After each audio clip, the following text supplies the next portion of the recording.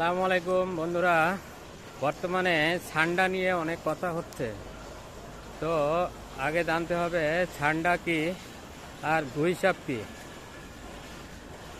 ছান্ডা হলো একটি তৃণভোজী প্রাণী যা সৌদি আরবের মরুভূমি এলাকায় থাকে, বসবাস করে। এরা তৃণভোজী, ঘাস লতাপাতা খেয়ে বসবাস করে। আর এরা অবশ্যই মাংসাশী না। তো ইসলামে এদের খাওয়ার অনুমতি আছে, হালাল।